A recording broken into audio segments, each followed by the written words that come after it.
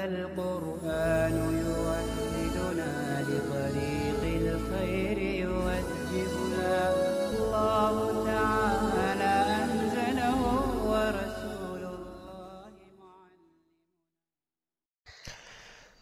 بسم الله الرحمن الرحيم.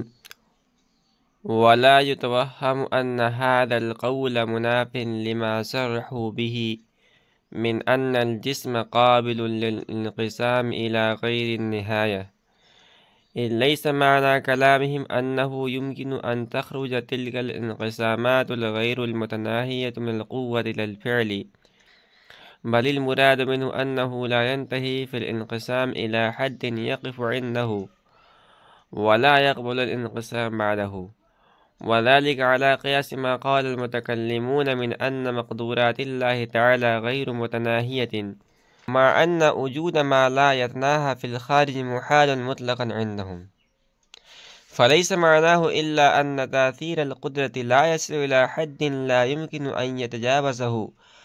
بل كل مرتبة يصل إليها تأثير القدرة يمكن وصوله إلى مرتبة أخرى فوقها، كما في لا تناهي العداد فإنها لا تصل إلى حد لا يمكن الزيادة عليه. ولا يتوهم، اور یہ وہم نہ کیا جائے کہ ان هذا القول مناف لما صرحوا به من ان الجسم قابل للانقسام إلى غير النهاية، إذ ليس معنى كلامهم أنه يمكن أن يخرج تلك الانقسامات الغير المتناهية من القوة إلى الفعل، کہ یہ قول اس بات کے منافی ہے جس کو فلاسفہ نے ذکر کیا ہے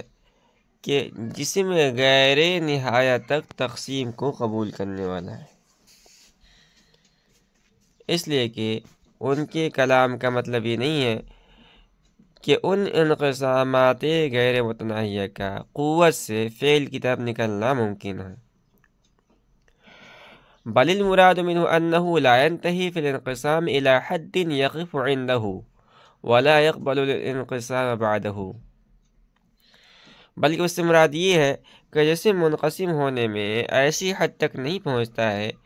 کہ اس حد کے پاس جا کر ٹھہر جائے اور اس کے تقسیم کو قبول نہ کرے،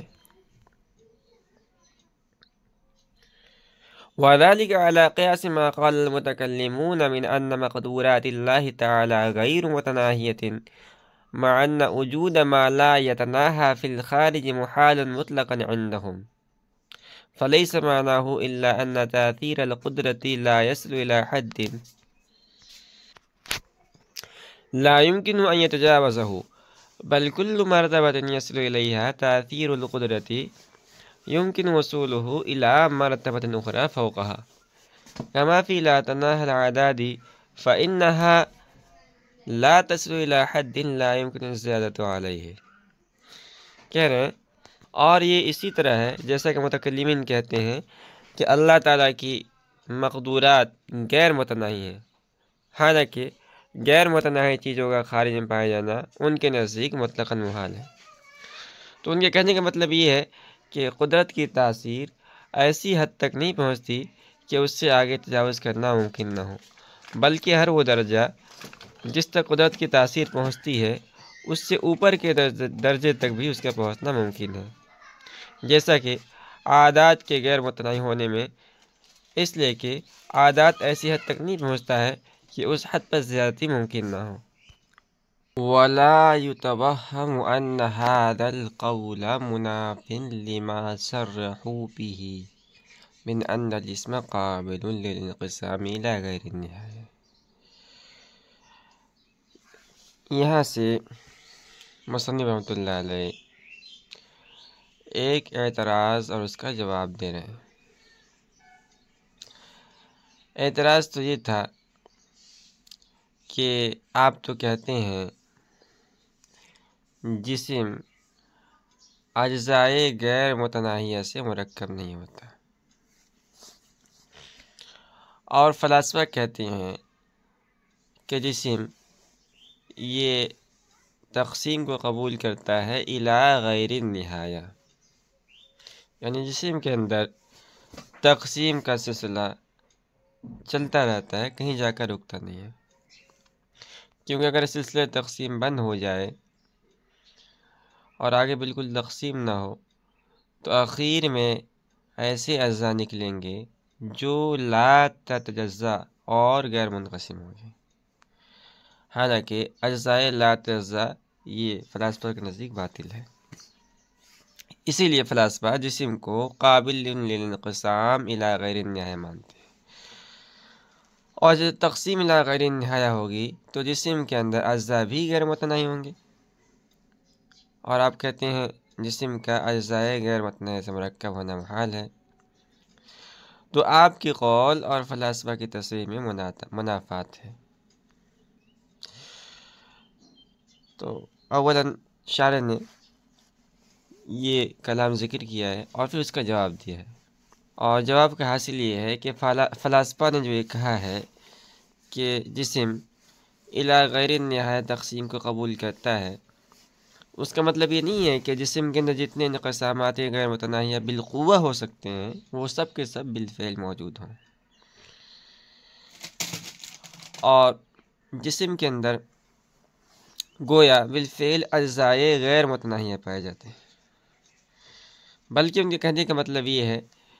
کہ جسم کے اندر عقلی طور پر تقسیم کا سلسلہ کسی حد پر جا کر ٹھہرتا نہیں ہے،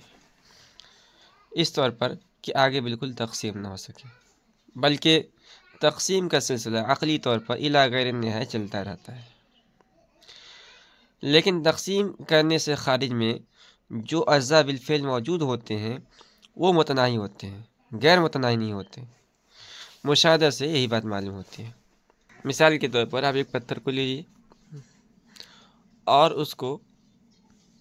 تھوڑا تھوڑا توڑتے رہیے، تو جب اس کو آپ توڑتے رہیں گے تو اس کے اجزاء نکلتے رہیں گے، یہاں تک کہ آپ اس کو بالکل پیس کر برابر کر ڈالیں اور اس کے چھوٹے چھوٹے اجزاء ذرات کی شکل میں ہو جائیں، اور ظاہر ہے کہ یہ اجزاء متناہی تعداد ہیں،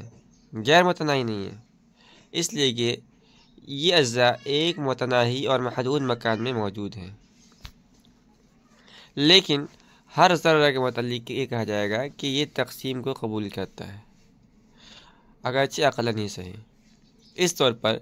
کہ ایک ذرہ کو دو ذروں کے درمیان رکھ کر سوال کیا جائے کہ یہ ذرہ دونوں ذروں کے ملنے سے مانع ہے یا نہیں، اگر مانع نہیں ہے تو تداخل جواہر لازم آئے گا جو کہ محال ہے، اور اگر مانع ہے تو بیچ کا ذرہ دو حصوں پر منقسم ہو جائے گا، کیونکہ اس کا ایک جز دائیں ذرہ سے اور ایک جز بائیں ذرہ سے ملا ہوا ہے، تو دیکھیے بیچ کا ذرہ دو ذروں میں منقسم ہو گیا۔ اسی طرح ہر ذرہ تقسیم کو قبول کرنے والا ہوگا، پھر اس ذرے کے آخری طور پر دو جز ہوں گے، ان میں سے ہر جز بھی اسی طرح تقسیم کو قبول کرتا رہتا ہے، اور جسم کے اندر عقلی طریقے پر انقسام کا سلسلہ الی غیر النہایہ چلتا رہتا ہے، کسی حد پر جا کر نہیں رکتا ہے۔ البتہ خارجی اعتبار سے انقسامات اور اجزاء متناہی پائے جاتے ہیں، غیر متناہی نہیں۔ تو ہمارا یہ کہنا کہ جسم کا اجزاء غیر متناہی سے مرکب ہونا محال ہے، حکماء کے قول کے منافی نہیں ہے،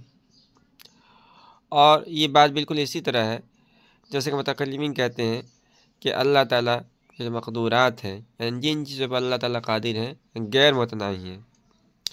اب اس کا مطلب یہ نہیں ہے کہ اللہ تعالیٰ کے مقدورات غیر متناہی خارج میں موجود ہیں،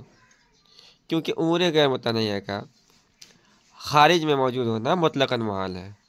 خواہ ایک ہی بعد دیگرے ترتیب وار ہوں یا علی سبیل الاجتماع ہوں۔